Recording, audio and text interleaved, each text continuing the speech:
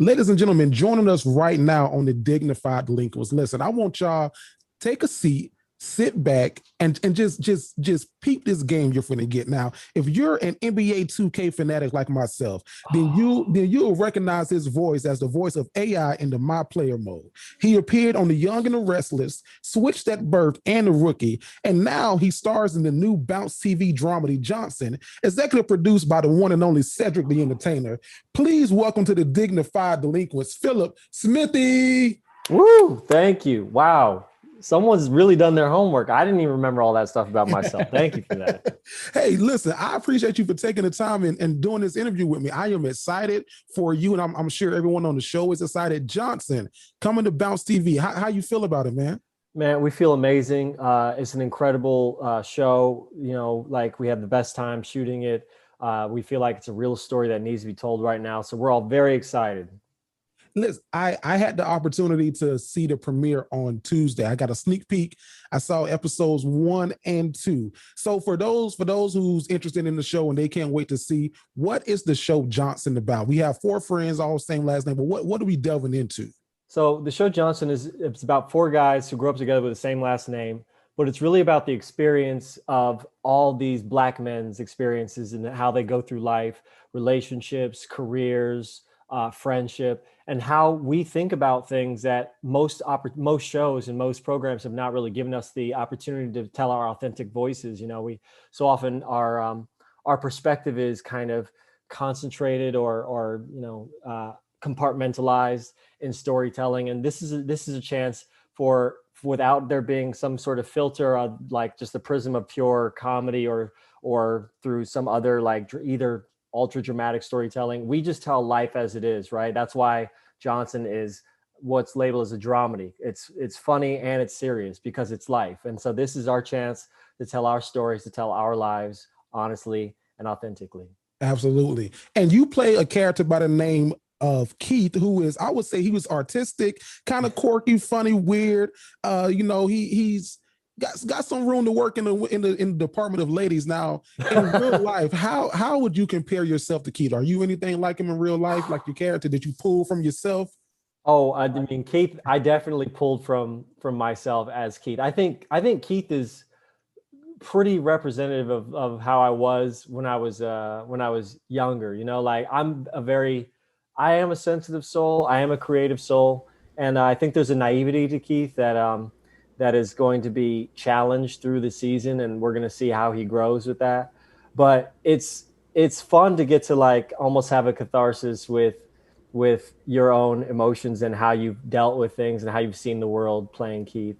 But I also think at the same time, you know, Keith is probably pretty reflective of a lot of people. I think Keith is, you know, a lot of people feel that way. And Keith at the end of the day wants to be, you know, taken serious. Like he may be the nice guy, but he still wants, you know, a successful career, successful relationship, successful friendship. For sure. So, yeah, you know, like there's a lot that Keith has to learn, but you know, he's going to try.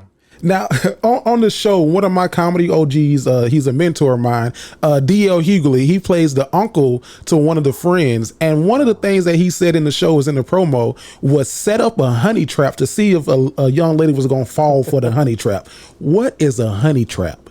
Oh man, a honey trap is when you try to set a traps to see if you're trying to get someone, if you're trying to holler at somebody, then you try to like see if they'll take the bait. So like in this case, you got Omar who's trying to, you know, holler at Bianca to see if she'll take the bait, see if she'll try to like hit him back, you know, because Omar is like not a bad looking dude by any stretch. So, Omar is like Michael B. Jordan. Yeah, he's the Michael B. Jordan,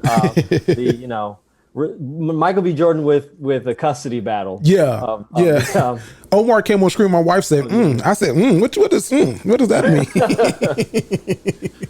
So yeah, I mean, it's a honey trap that I'm sure a lot of people would fall into. You know, snap. Have you ever participated in a honey trap? Have you ever set one yourself just to see?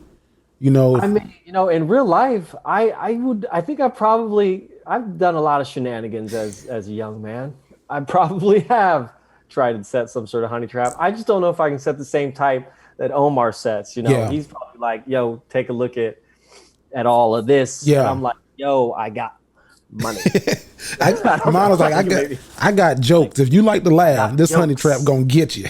Ooh, my rent is paid, girl. Come over here. I got my side teeth. You see this side teeth? Everybody loves side teeth. That's right. All real.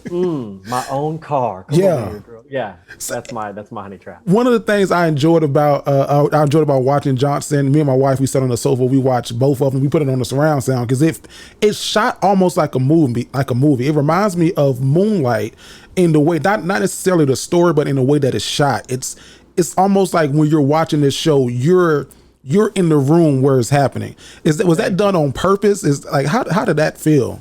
Man, we have an incredible visionary team of filmmakers that worked with us. I'd say I have to give most of the credit to our executive producer, showrunner, creators, Deji LeRae, Thomas Q. Jones. Those guys knew from the get-go that they wanted to create something that, of course, is authentic, but also had the quality in storytelling that we should expect. Like it should not be abnormal to have something that is well shot, well lit, well executed. And so I really have to praise them for saying, no, we're not going to skip out on making sure that this is as rich storytelling as possible. I also have to shout out Stan Olsen, our cinematographer. Nice. He is a visionary. He has an incredible eye. And just every time that you see him line up a frame, you're just knowing like, man, this is going to be good. Like, those people working together, they're magic. So they really came with it. Now Deja LeRae is also creator writer on this show, and he stars in the show as well. Now you're an acting coach as well. Did he give you room to flex your muscle, to do some improv, to say, hey, Philip, just take this scene, give me one, man, and then do one your way? Did he give you that kind of space? First of all, I gotta say the homework that my God. Like, what I eat for lunch today? Do you know? Turkey sandwich with ham. Dang straight, yeah, I did. Dang straight. Deji, yes, he's an incredible creative and collaborator. So I love to improv. I love to have fun with it. And Deji's the type of director, and he'll say let's get what's on the page, let's get the take, and then let's play. There were many opportunities to play. They didn't all make it, into the cut, but it was really fun to know that we had the freedom to really express ourselves, because at the end of the day, Deji trusts us to embody these characters that he's created. He created the story, but now the story belongs to these guys and to the audience who are having these experiences. So when we get to really live in the experience, then sometimes you get inspired by words, and Deji definitely allows us to, go with those instincts. Absolutely. And I tell you what, just watching the first 2 episodes, you almost gravitate to certain characters. Like I was gravitating towards your character, and I can't remember his name, but he's married to the white woman. Jarvis. I was gravitating towards Jarvis. So people are going to watch this. What I got and what I felt, it's like Sex in the City, male black. That's the kind of vibe I got from it. It was really, really good. And I'm not just saying that because you here on the Zoom. It was really, really good. Now you got to play with some fun comedians, and I hear that you're tapping into stand up. You had Cedric the Entertainer, DL Hughley, Earthquake stopped by to play with y'all, yes, and my OG Rodney Perry. Oh my God, no! The people that we had on set was insane. It was insane that these guys believed in this project and believed in us enough to want to participate. But then not only that, but you're getting them to play these really fun, rich characters and to really showcase their own talents as well. Like we were so blessed to have, Earthquake and Cedric and DL and everybody who came through, everybody who who came to set brought their A game. And that's something that we are so proud of, that we created an environment where people wanted to really give their all and to show us what they got. And everyone did. DL is so funny. He's an incredible mentor. He's so wise. And we just loved having him around. We loved having Cedric around. We loved everybody that came to set and got to work with us, and they all did an amazing job. Absolutely. Now are you dabbing into stand up? Are you thinking about, are you on stage, getting on stage? What's going on with that? You know what's funny is I actually used to do stand up pretty consistently in 2015, 16. I haven't really been on that stage in a while, and it's probably because, you know, one, the pandemic, but two, I also really enjoy doing sketch comedy as well. So like I love finding ways and times to be funny. I do picture myself getting back on that stage, you know, at some point sooner or later. For sure. It's nothing like that instant gratitude of stand-up though. Being on that stage and knowing right then and there if a joke is working. Sometimes with sketch and with shows, you got to wait till it comes out and get the review, and like, you know, they gave it a 7.5 star. So, but man, that's great. Stars. So now, where they get a half star? Where do they find that What does star? a half star even look like? Is it a dwarf star? So, I don't want to give anything away, but the bridge from episode 1 to episode 2, something happens at the end. It's a twist that I did not see coming. Man, Good. I was shocked. And then at the end of episode 2, when it twisted back the other way, I was shocked. So salute to everyone on the team, the writing staff, the actors that's making it happen. Y'all are doing the damn thing. I got to drop a bomb just for that.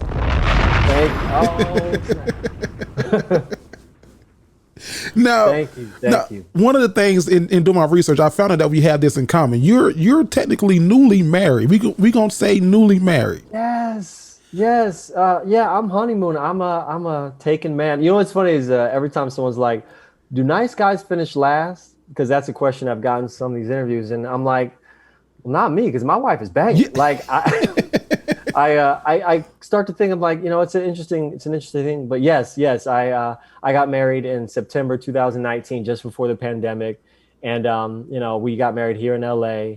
I actually met her here in LA, and you know, Ashley, my wife, she's everything. I mean, I can't imagine doing any of this without her. So now this is going to be a funny story.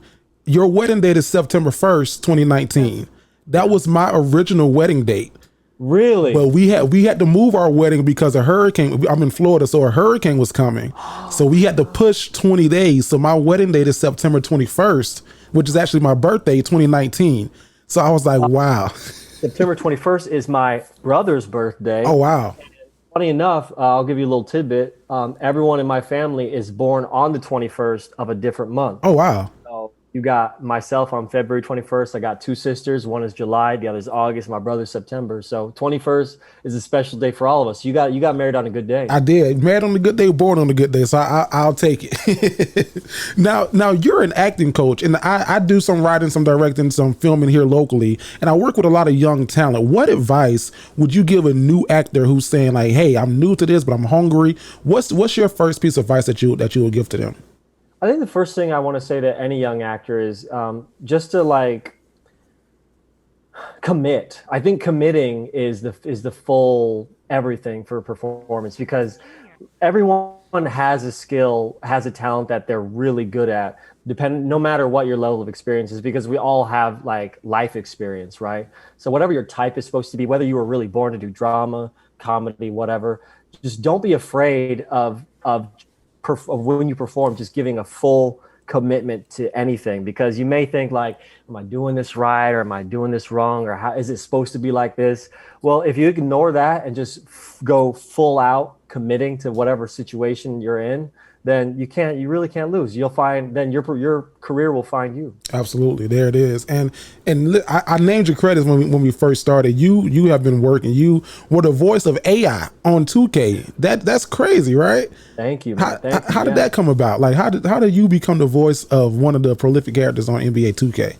That was an awesome audition. That was actually all those auditions took place in Los Angeles, and it was a 4 callback situation, and you don't really know what it's for. Like it seems like a normal audition, but they give you sides, like these little scripts that they're not from the game. They're not from the real script. They're just like, you know, dummy sides. They seem like they could be from anything. So you perform these things, and then like they like you, and you come back and you do it again, and then they like you come back and do it for the director. And then I found out like that I was going to be this character. It was amazing because I am a huge gamer. I love NBA 2K. I've been following it probably since like they were doing the video game, since they were doing the story mode, like the 2K15, 16s, right, etc.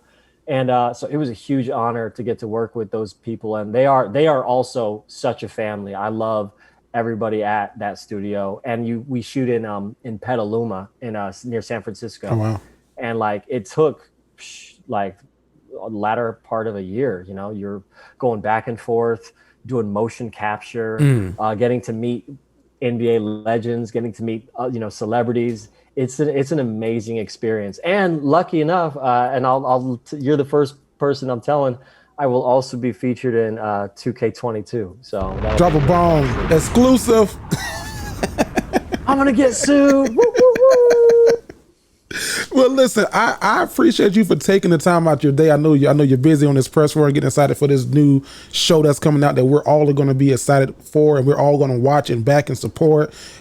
Johnson premieres Sunday, August 1st with a 2-episode premiere on BounceTV. Now, before I let you go, last question for you. Why should we watch Johnson? If you had to pitch it, why should we watch this show? All the clutter that's on TV, why this one? And it's a good one. Okay, so I think that you guys should all watch Johnson because Johnson is authentic storytelling told from the black male perspective, and I honestly don't know how many of those are on TV right Absolutely. now. I think that the time is right. You know, this product is right, and I think this is a story that's going to start conversations, and those are conversations that need to be had. For sure. 5 years ago, I would say maybe this show will be like we don't know. Today, in this time, men are more vulnerable. We're more open mentally and talking and feeling our feelings. Right now, it's the perfect time for this kind of show. So everyone is going to love this. I appreciate you for coming on and chopping it up with me. We are going to watch this show. We're going to send it to #1. Ladies and gentlemen, Philip Smithey. Thank you. Jerry the Great.